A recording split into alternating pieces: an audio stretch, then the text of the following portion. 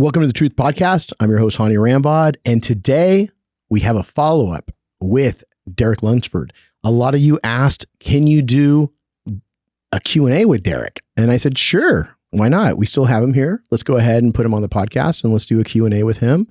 And before we start that, always remember, like, subscribe, turn on the notification bell, because as you can see, I'm really putting some effort into it because I see some of you really sharing and posting and tagging me on the Instagram, and I will be resharing that. So please continue to keep that going, because at the end of the day, this is what's going to allow me to keep pushing. And the more people that see it, the more people like it, the more people are putting in comments, and I'm acting with them, as well as we're getting other guest speakers, like I should say, I guess speakers / guests are going to be also involved with being able to answer some of the questions, like Derek. And we're at it. But yeah, definitely it makes a big difference. So again, guys, thank you so much for all the support and sharing, because it makes a big difference. Okay, Derek, we're going to go ahead and talk. I got some questions here. I think you have some too. But the first question is, what is your current split? Yeah, so since recovery has been a little slower recently, I like to go about 2 to 3 days really, really hard. So typically I'll do like a push pull legs type of a split. Let's give it a little bit even more structure. Okay. Because remember, people are listening to this in their car lots of times, or just they want to know Monday. Because always, I'll tell you right now, because I know this, right? Mondays are always the beginning of your week. And so you usually have a Sunday off for the most part. But on Monday, what are you starting at Monday? What's your Monday, Tuesday, Wednesday routine right now? Generally, I like to do I start with lagging body parts. So right now it's like chest, and abs, and it's either chest and abs, chest and calves, or like chest and like maybe a bicep or tricep. Throwing in those, but definitely chest dominant on Monday, legs on Tuesday. And then Wednesday is another upper body day, whether it be back, arms, or shoulders. And then I kind of rotate that after I take a rest day on Thursday. Okay, so you're going 3 on, 1 off. Yeah. So for all you listeners, 3 on, 1 off. Starting off with lagging body parts. If you've listened or read any of my columns in many, many years, I always start off with lagging body parts. And normally I'm giving him a higher carb day the night before, or a cheat meal. And that is something that we're going to talk about too, because somebody has a question about what's your favorite cheat meal. But before we do that, so you're doing your chest right now once or twice a week? I like to hit it twice, definitely twice. So one day I'll try to like push the weight up a little more so I can build more strength. And then another day will be just more volume. But I try to get as much volume as I can in both days, as much as my chest can handle. But if I really hammer it on Monday, maybe my second workout won't be quite as crazy, but I make sure to try to get twice a week. Right. And again, I've also just got done filming. Today we did some arms. So obviously you're still a little bit pumped up there with you. And then we had a chest day a couple days ago. And yesterday we did legs. So those are all on the Evogen channel. So if you guys are interested in watching any of the film videos that we did, go to the Evogen YouTube, check it out. Also, go ahead and comment on there what you like about the videos, or you don't like about the videos, or anything else that you'd like for there to be added. I know that some people are asking about putting in timestamps. Again, I haven't gotten to that point because I'm still trying to rip out on content for you guys. But if any of you listeners want to go on there and create timestamps, that would be great. I'd really appreciate it. So any of the help from the community out there would be much appreciated. But the other thing that we also decided this week is that we're going to really work on that supination today on biceps. We realized that he just has some really limited range of motion, especially on one arm over the other, that he needs to work on to help with those bicep peaks. That's what really helps peak that bicep. So you can't just create graininess, and you can't just create these crazy Ronnie Coleman peaks because you just started to curl a certain way. That's a very genetic trait. But what you can do is you can help that along by making sure that you really twist that wrist. Again, to help that peak, not only show your peak, but to also help manipulate more of a peak, is to be able to do that while you're training. So we did that in between sets.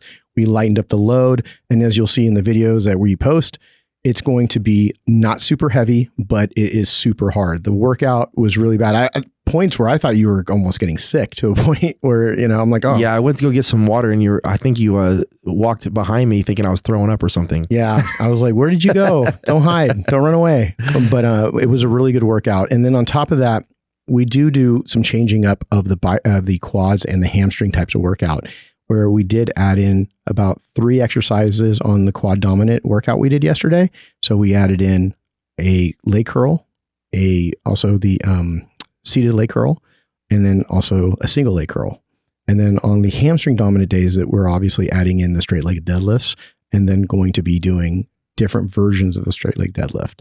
So we should definitely film that next time. Yeah, I think my legs grew like 3 inches yesterday. I'm still feeling it today. Yeah, and you went up pretty heavy. I think we went up to 4 plates on squat. Yeah. And that to me, that's about as heavy as I usually like to go. Yeah, and I think you could have handled probably 455, but yeah, we did 405. Felt very good. It was the FST7 pre-exhaust with the leg extensions. That's what wrecked me. Well, it makes it a little different. It makes it harder. Yeah. So when we were on the FST7 pre-exhaust, it was really making sure to get that mind-muscle connection going. Yeah. So again, that was a great leg workout. Next time we're going to really focus on the hamstring workout portion of it. And that's going to be really a good video. Yeah. So good question. Yeah. 3 good days of training. And we shot every day. So yeah. Next question here is, do you recommend or like Iranian food? Oh yeah, food? Man. First time I had it was when you took me there in California after the Olympia. Oh man, that stuff. I'm addicted. And there's one like where I live in Florida. There's one about 10-15 minutes away from me. But you didn't go there until after we took you. No. And I'll be going there this weekend probably when I get back. Okay. And what do you order when you go get your Persian food? What do you normally order? I order the whole platter for myself. No, I'm playing. I know. Yes, you do. See, this is the truth, everyone. This is called the Truth Podcast for a reason, because he just told the truth. And he's like, I'm just kidding. No, you're not kidding.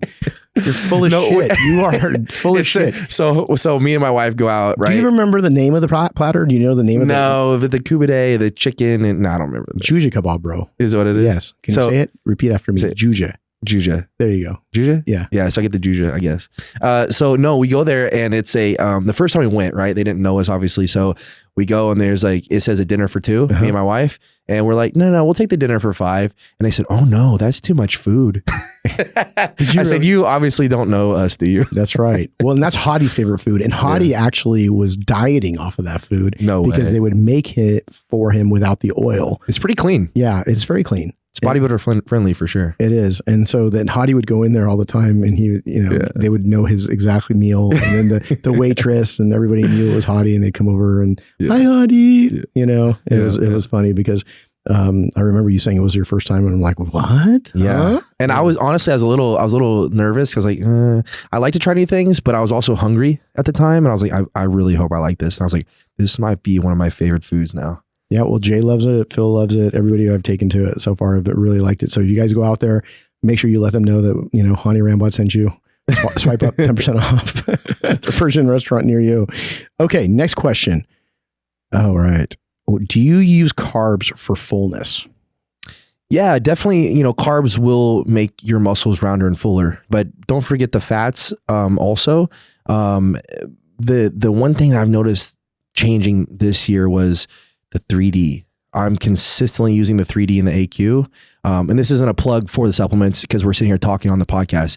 Honest to God truth, if anybody's ever tried it, you know what I'm talking about. So 2 scoops of the 3D along with the half cap AQ. That's what I use. So I noticed using that alongside with the carbs and the fats. That's what holds the fullness the longest. And what are your carbs at? Just because I know you're going to get hit up with this question. Like, what are your grams are? Just can you share it with the? Yeah. Well, a couple of weeks ago we did we were trying to tighten up at the guest posing. I was just trying to keep my weight down and I was eating anywhere from 150 to 200 grams of carbs, mostly around 200 grams of carbs a day.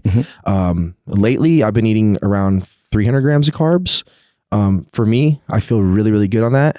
Yeah. And you looked a little bit depleted because we've been training hard. Yeah. And I'm definitely going to be increasing your carbs to closer to 400. But that's also because we run a little glyco, and the glyco really helps from bloating because of the fact that it's a carb powder. It's a carbolin base, glycogen that I made a long time ago, and I still use it for a lot of my athletes. But again, this isn't a shameless plug. If you guys have other carbohydrate sources that you want that are powdered that do not require a ton of water and you don't have to sit there and gnaw on it, then use that. Some people will use bagels. That's great. As long as it works and it doesn't bloat you, go ahead and feel free to use whatever carb source you'd like. But for someone like me, I want something where it's going to be able to kick in hard and fast and keeps fullness. So that's why I like the glycogen, because it's a carbolin base. And that's always been a carb that I really liked when it comes to powdered, what we call super carb technology that's out there.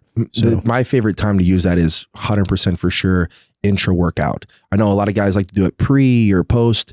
For me, if I do it intra workout, I have much better lifts, and I can train harder for longer, and I can always get a lot more volume into my training when I do it intra workout. Cool. And then how many scoops are you running? So I was doing one until you said, "Hey, what are you doing? What are you, a bikini competitor?" That's what men's physique guys do is one. So I give you a hard time. So now I'm doing two. Got it. And let's see.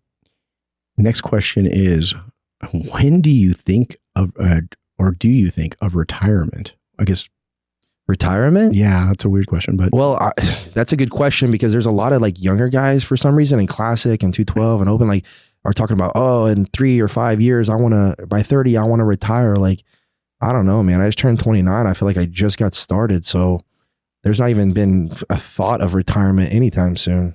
Okay. Yeah. And that's a good point, because I think a lot of people who are in that really hard and heavy portion of your journey and you're really grinding, the last thing you're thinking about is retirement. All you're thinking about is that next show, trying to be able to focus. And I honestly don't even have those conversations with someone in your place, because you are much closer to the beginning of your career than toward the end, and obviously, it doesn't make any sense to me, man. I feel like this is the time you start hitting your stride, and you want to, I mean, gosh, if you're at the Olympia level, like, and you're on the cusp of winning that Olympia title or winning the Olympia title, like, why would you even consider retirement? Like, right. And you already won once, and you're, trying to be able to continue that legacy.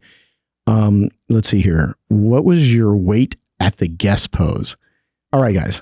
Well, maybe I'll lead that on for the end, because that's something that we had 4 or 5 people ask. What was your weight at the guest pose? So we'll go ahead and we're going to answer that, but we're going to drag this on, and we're going to bring you out all the way to the end. I think we have different answers for that one. Right. Recent bodybuilding deaths, do they scare you? Yeah, actually they do, to be honest. I know that, we're pushing our bodies, being bodybuilders, we're in the gym training, hard every day. We're eating a lot of food, and it's, it is taxing on the body. There's no way around it, but that's for any professional athlete. That's what you have to understand that by being, a pro athlete, but there is a healthier way of going about it. So me working with you, no, I don't stress or worry as much. But definitely it does cross my mind for sure. Whenever you're seeing, your friends, colleagues, people you're standing next to on stage, passing away, it's sad. And it really makes you think, like, what the heck is going on here? But that's why we have to assess our own health and make sure that, that's on point. But it does cross my, it does stress you out, because you got to think about it for sure. Because there's some people that don't, and then you think, okay, well, wait a minute, should I not care as much because there's people around you that don't.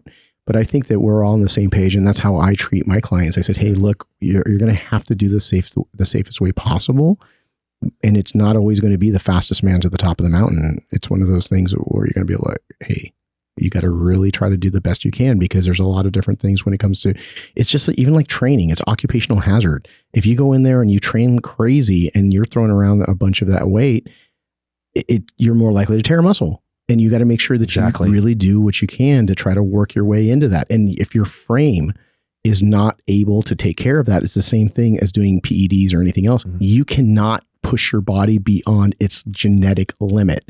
And if you do, it's going to really it's going to hurt you, right? It's going to shorten the ability for your body to be at its peak for a long period of time. You might look good, again, many times, for a couple of shows, a couple of years, but you are definitely going to be burning the candle at both ends. You will see a shortened career out of that. You absolutely have to take your health into consideration, for sure. Okay. This question is for you, Hany. Okay, got one. What would you consider a dose of HRT?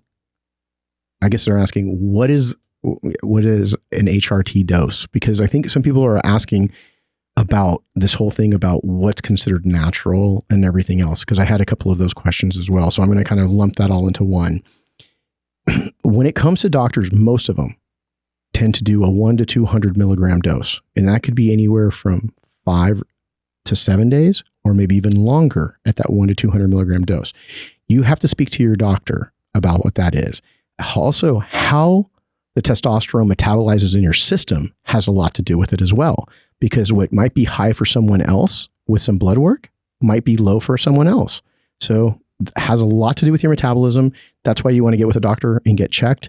But normally, from what I've seen, that's the range that they've been in. And the other thing that they have been able to do is you have to make sure that you are not drinking and doing all of these other recreational things and think that, hey, look, man, I took 100 milligrams of testosterone and my liver enzymes are through the roof. You got to make sure to control yourself when it comes to all of those other extracurriculars. So if you're out drinking, that's one thing that can really raise your liver enzymes. And it's definitely going to beat up your liver the more you drink. Or again, any extracurricular stuff that has acetaminophen in it can destroy your liver. So again, speak to your doctor, be very open about what you're doing, because he may think, oh my God, I gave this guy a cc of test and now all of a sudden his liver's falling apart. Or maybe the doctor thinks you're taking other gear and you're not. So you got to be very open and honest, because there's a lot of things that can toxify your liver outside of just, PEDs or any HRT, let's call it. So again, that's kind of the normal dosage from what I've seen, 100, 200 milligrams. And some doctors that get trick will add in a couple of different esters, something like a fast-acting testosterone propionate with a sip or something along those lines. But again, it depends on the doctor you're working with. So work with them, get blood work done, see where your peaks and valleys are with your testosterone. Same thing with your estrogen level. If you want to turn around and they're going to prescribe you, lots of doctors prescribe some type of anti-estrogen, you may or may not need it. Don't just haphazardly take it. Check your estrogen levels, because they may not be high enough for you to need Letro or anastrozole or anything like that. So make sure that you go ahead and get that blood work done to be able to back up the information so that you're not just haphazardly taking drugs, medication, whatever you want to call them. So there you go. Last question. What was your weight at the guest posing? Oh, we're back to this one, huh? Well, there's two weights, because I did find out before this. I was going over a couple of these with you, and you were kind of fibbing to me a little bit about your weight. Yeah. So go ahead. What was your weight at the weight? Okay, so now we're letting the world know, huh? You said, or you thought it was 252, right?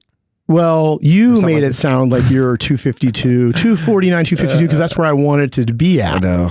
But obviously, you were a little more, quote unquote, blown out. What was the weight? So the highest weight that I recorded in the morning fasted was 259. 259. Yeah. Okay. 259.